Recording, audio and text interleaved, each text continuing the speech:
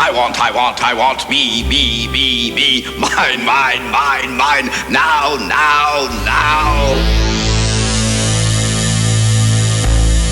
You know you're responsible for what you hear. You know you're responsible for what you hear.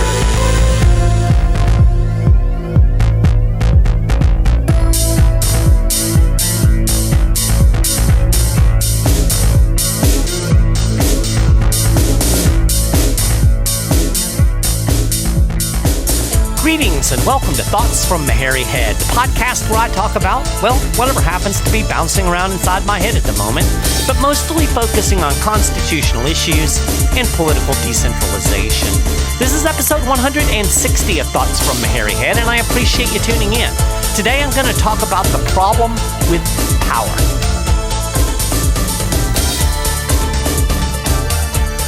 Hello. After a 1-week hiatus, I am back behind the mic for another episode of Thoughts from Maharrey Head. Last week, I traveled up to the swamp of Washington, D.C. to hang out with my daughter, which is one legitimate good reason to go to Washington, D.C., by the way. But I did not have time to record an episode of the podcast. And, there was a time when I would have really obsessed over that. Like I would have really just busted my rear end to try to get an episode in. I'm not going to do that. It's not good for my mental health. And so I am going to miss weeks from here from time to time. Now, caveat, if a whole bunch of people go to patreon.com/MaharreyHead and sign up to be supporting listeners, I will become much more urgent about making sure I get an episode out every week. So if you want to support the show, that would be awesome. Do that over at Patreon.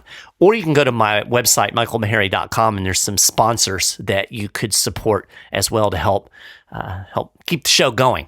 So do that. So let's get into the subject of today. I want to talk a little bit about political power and the problems with political power. Now, I'm going to set this up by talking a little bit about cancel culture. Conservatives generally hate cancel culture, right? They rightly decry it as a violation of the right to free speech. And for a while, they were especially fond of calling people who were offended by certain words or ideas snowflakes. Now, the truth of the matter is there seem to be a lot of snowflakes in conservative ink, enough to make a giant snowdrift, in fact. And the reality seems to be that conservatives don't really hate cancel culture. They just hate it when they get canceled or when people try to cancel ideas that they approve of. Case in point, and I don't pay a lot of attention to presidential politics, but since I do live here in Florida, I can't help but run across news about Ron DeSantis from time to time. And apparently during the recent debate, he was lauding a plan to cancel a pro-Palestinian group on Florida college campuses. Ray Rodriguez is the head of the state university system here in Florida, and he announced a plan to ban a group called Students for Justice in Palestine.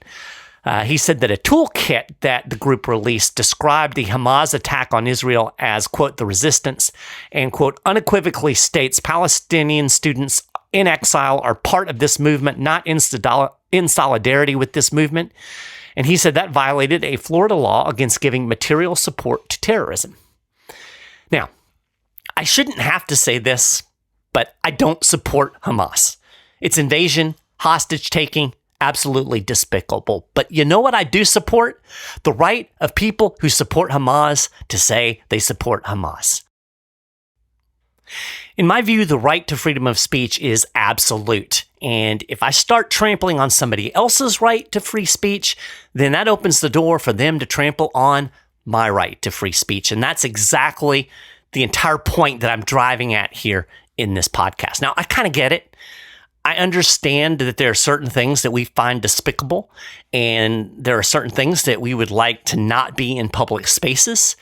And, I can kind of understand the impulse behind wanting to ban certain things. The problem is that nobody thinks that the things that they believe are the things that are worthy of banning, right? It's what the other people are saying. They're saying bad stuff. My stuff is good stuff. But who decides what's good and bad, right? That's why we have to have freedom of speech. And that kind of drives at the problem bigger picture. And that is both sides of the political spectrum resist government, power when their team isn't in control. But as soon as they have power, they're all about using it.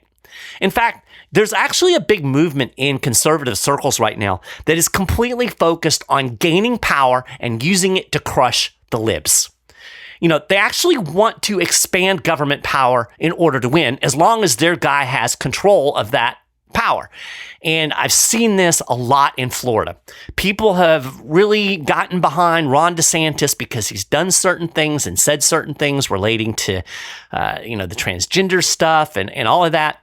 He's been out there really hammering and fighting that, and they like it because that's cool. But they don't like it when some lefty is in office, trying to make them stop saying things that they want to say. And there seems to be a disconnect here, but I guess they believe maybe that they're going to have power forever or something. I don't know. But I do kind of get that. I see the appeal, especially after the COVID stuff. It's like, they're going to stick it to us. We got to get power and stick it to them. But it's never going to work big picture because you're just going to have more and more power. Power begets power. The problem really isn't this or that group or their ideas, right? I mean, sure, there are bad ideas out there, even dangerous ideas. But unless somebody has power to act on their ideas, ideas are just ideas. And I think you should be able to say it. The problem is power itself. And that's why it's so important to limit and divide and decentralize power. George Mason really hit the nail on the head. He said, those who have power in their hands will not give it up while they can retain it. On the contrary, we know they will always, when they can, rather increase it. So here's the ugly truth. Even if you like the short-term benefits you get from somebody in government power, like a Ron DeSantis right now, or if you're somebody that leans toward the left, when your guy has power, when Barack Obama was using his pen and his phone, you like that, right?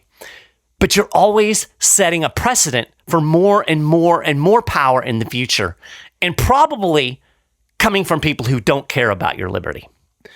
Mason understood that the more power you give people, the more they want, and the more they'll use it for selfish ends. He said, quote, I fear the thirst of power will prevail to oppress the people.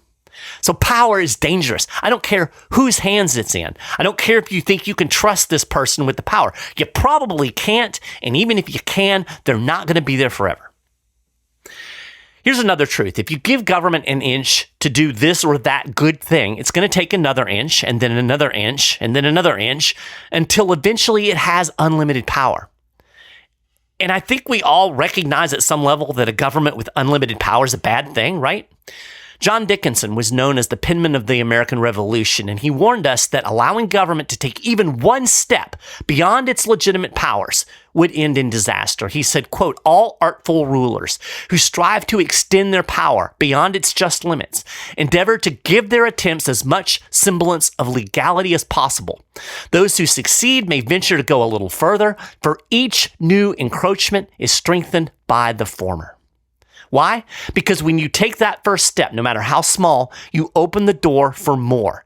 It's like playing with blocks, right? You may start with just one, but if you keep stacking them up, eventually you end up with this imposing tower. Dickinson, citing Tacitus, observed, that which is now supported by examples growing old will become an example itself, and thus support fresh usurpations. In other words, when you set that precedent, it never goes away and it becomes the foundation for more and more and more. And again, I can't emphasize this enough.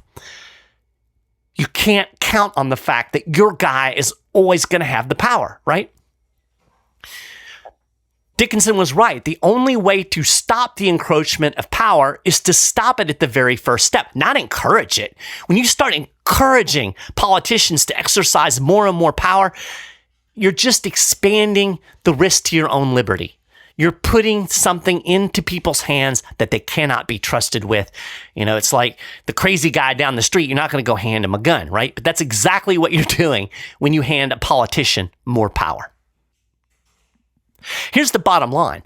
Trying to increase government power because your guy is in charge right now is just stupid.